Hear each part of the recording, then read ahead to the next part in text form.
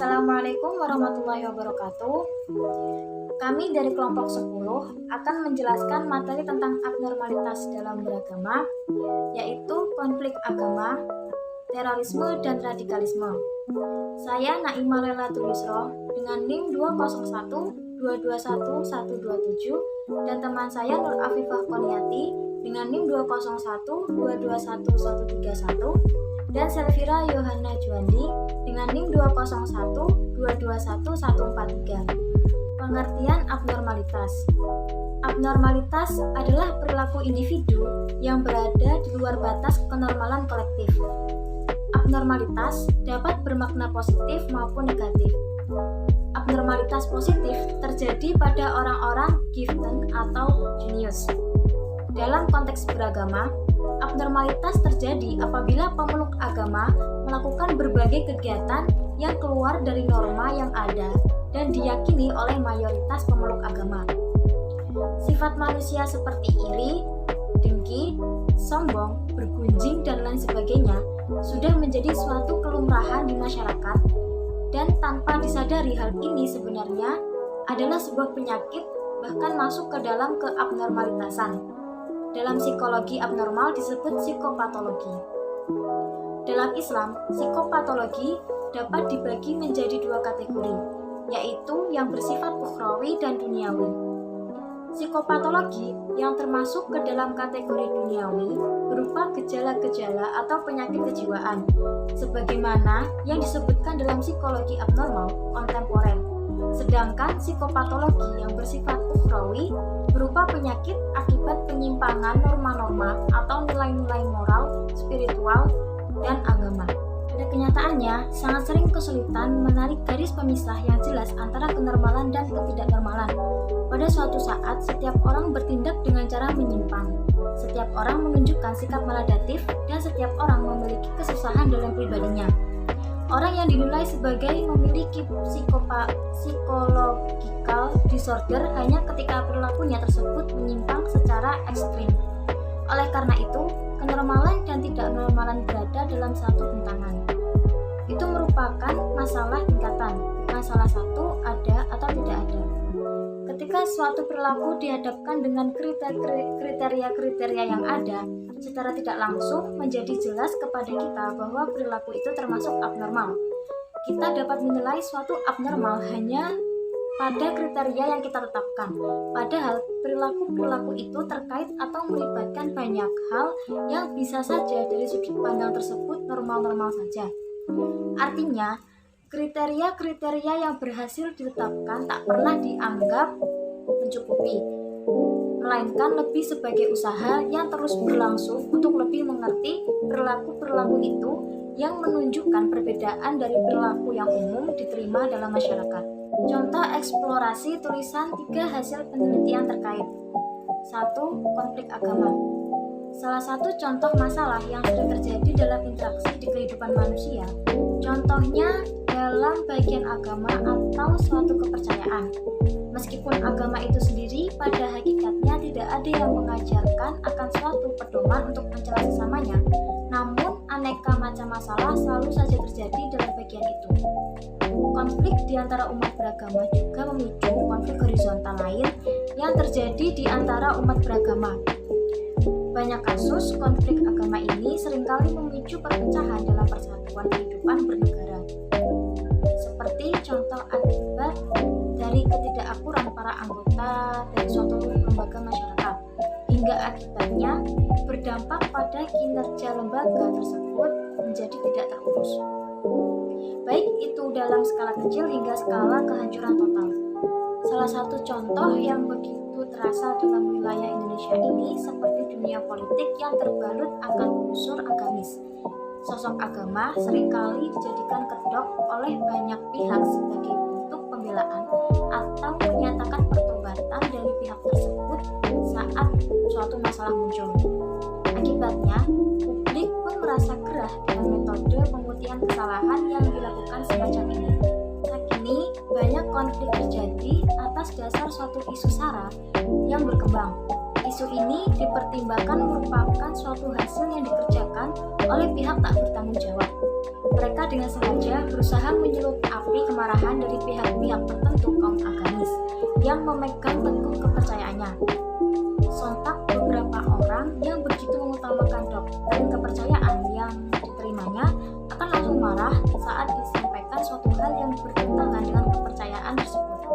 Tindakan ini dilakukan bukan tanpa alasan, namun sebagai usaha untuk memberikan manfaat bagi kepentingan diri atau kelompoknya. Lalu ada beberapa hal yang umumnya dapat memicu adanya konflik antar umat beragama. Yang pertama, pemahaman yang sempit akan kebebasan beragama dalam beribadah. Yang kedua, mengutamakan paham radikalisme. Yang ketiga, berebut lahan untuk lokasi tempat beribadah. Yang keempat, kurang sadarnya masyarakat akan toleransi dan keharmonisan. Lalu yang terakhir, yang kelima, adalah perbedaan penafsiran dari kitab suci yang diyakini. Kemudian yang kedua yaitu radikalisme.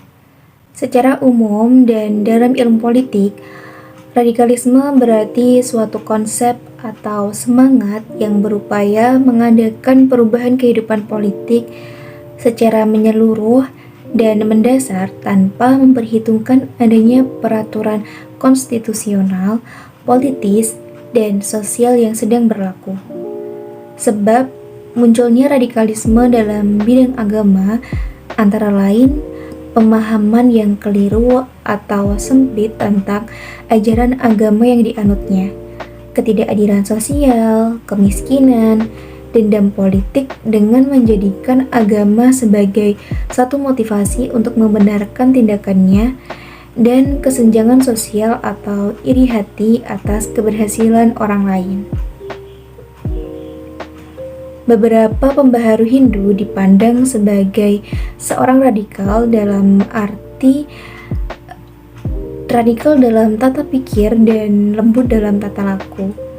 Walaupun demikian, radikalisme yang berujung pada anarkisme dan terorisme terjadi juga di kalangan umat Hindu di India, yakni terbunuhnya Mahatma Gandhi yang ditembak oleh orang dari kelompok Rashtriya Swayam Sevak atau RSS.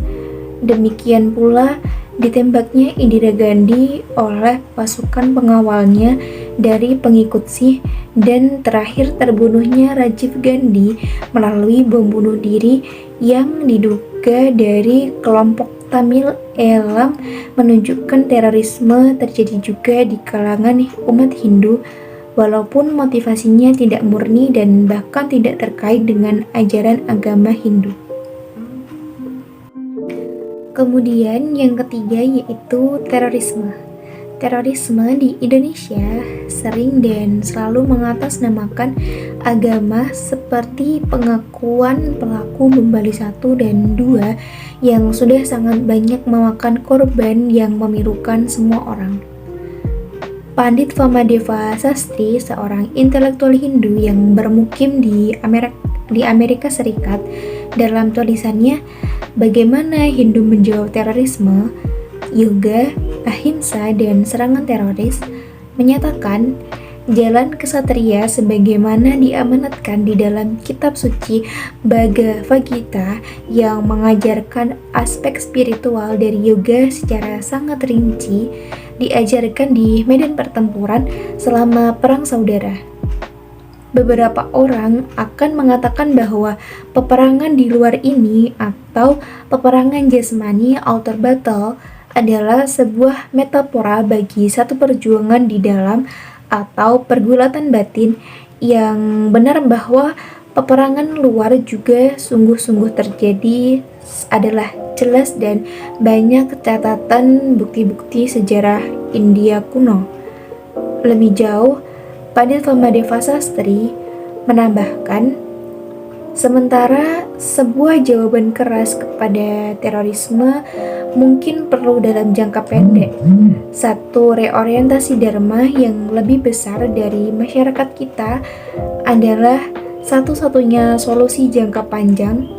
Itu berarti menyelesaikan masalah-masalah global yang lebih besar yang meliputi tidak hanya terorisme dan fundamentalisme agama, tetapi kemiskinan, kekurangan pendidikan, kelebihan penduduk, dan juga penghancuran lingkungan alam.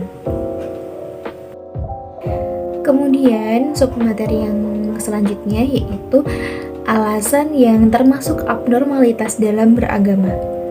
Menurut Al-Ghazali yang merupakan seorang teolog muslim berpendapat bahwa ilmu jiwa merupakan salah satu jalan dalam mengenal Allah Subhanahu wa Ta'ala secara lebih dekat.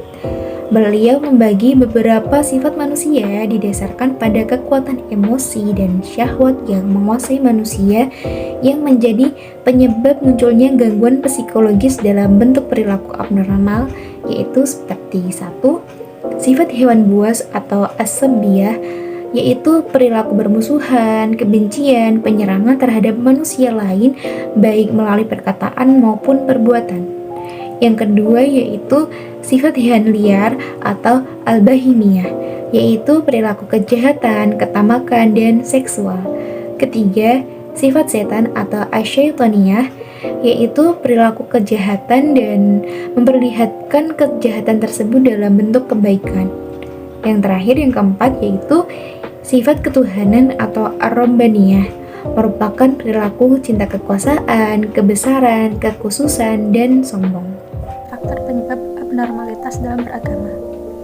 Yang pertama, konflik agama. Beberapa tahun terakhir, banyak umat agama yang menjatuhkan umat lainnya. Di dalam kehidupan, pasti ada sejumlah faktor yang menimbulkan konflik di antara masyarakatnya. Faktor penyebab terjadinya konflik agama dikarenakan adanya kecenderungan di antara umat beragama yang berupaya untuk membenarkan ajaran agamanya masing-masing. Semangat yang tinggi menjadikan kita tidak sadar bahwa kita telah merendahkan orang lain yang tidak sepaham dengan ajaran agama kita. Yang kedua, terorisme dan radikalisme. Menurut Ahmad, radikalisme merupakan suatu paham yang merupakan fase menuju terorisme, sedangkan terorisme merupakan bentuk aksi dari radikalisme. Paham terorisme dan radikalisme seringkali dikaitkan. Hal ini karena kelompok radikalisme dapat melakukan cara apapun agar keinginannya tercapai, termasuk meneror yang tidak sepaham dengan mereka. Faktor penyebabnya seperti paham radikal yang meningkat, ketidakadilan di masyarakat, dan tindak kekerasan berdalih syariat agama. Pada hakikatnya, radikalisme dan terorisme adalah persoalan konflik budaya dalam suatu masyarakat nasional yang bersifat plural secara kultural, menginginkan perubahan atau pembaharuan sosial dan politik dengan cara kekerasan atau drastis, melakukan perubahan radikal sesuai dengan interpretasi agama dan ideologi yang dianut melalui kekerasan fisik ataupun simbolik, bahkan sampai pada bunuh diri menuju kebermaknaan hidup yang diyakininya. Selanjutnya, mengenai dinamika psikologis dengan menyertai eksplorasi 3 tulisan hasil penelitian terkait. Yang pertama, konflik agama di Poso. Konflik ini berasal dari konflik individu, namun membesar menjadi lebih luas hingga menyentuh level agama. Konflik ini bertumpu pada subsistem budaya, yaitu menyangkut soal suku dan beragama. Dinamika psikologi konflik tersebut yaitu dikarenakan pindahnya agama, penyerangan masjid, dan pembantaian yang mengakibatkan penyerangan balik dan konflik antar warga beragama. Yang kedua, konflik Sunni dan Syiah di Jawa Timur. Konflik yang berujung pada aksi kekerasan massa ini menyebabkan beberapa warga yang diduga menganut Syiah diungsikan ke Sidoarjo. Peristiwa ini terjadi ketika proses rekonsiliasi konflik Sampang masih dalam tahap pematangan. Dinamika psikologi konflik tersebut yaitu dikarenakan adanya kekerasan berbalut agama, sehingga mengakibatkan perang antar Sunni dan Syiah dan diungsikannya warga yang diduga menganut Syiah ke Sidoarjo. Dan yang ketiga, konflik agama di Bogor. Konflik ini terjadi karena keluarnya surat pembekuan izin pembangunan GKI Yasmin. Surat itu dikeluarkan karena dari Forum Para Ulama dan Ormas Islam Sekota Bogor keberatan. Pihak GKI Yasmin tidak terima atas dikeluarkannya surat pembekuan tersebut sehingga melakukan gugatan atas surat tersebut hingga tingkatan Mahkamah Agung. Setelah ditelusuri, ternyata adanya pemalsuan tanda tangan dukungan warga soal pendirian bangunan yang dilakukan oleh Munir Karta. Munir Karta divonis penjara selama 4 bulan. Sebagai solusi, Diani menawarkan lokasi baru milik pemerintah untuk ditempati oleh GKI Yasmin. Namun, usulan tersebut ditolak oleh pihak GKI Yasmin dikarenakan terjadi kejadian serupa yang menimpa jamaah Huria Kristen Batak Protestan tersebut. Kasus ini mulai meluap, tidak hanya mengenai konflik agama, namun menjadi konflik politik. Dinamika psikologis konflik tersebut yaitu dikarenakan adanya pembekuan izin didirikannya bangunan dan pemalsuan tanda tangan, sehingga berakibat para jamaah beribadah di trotoar dan kasus meluap menjadi kasus politik. Demikian presentasi yang kelompok kami sampaikan. Apabila ada kesalahan kata atau kesalahan dalam penyampaian materi, mohon dimaafkan. Terima kasih.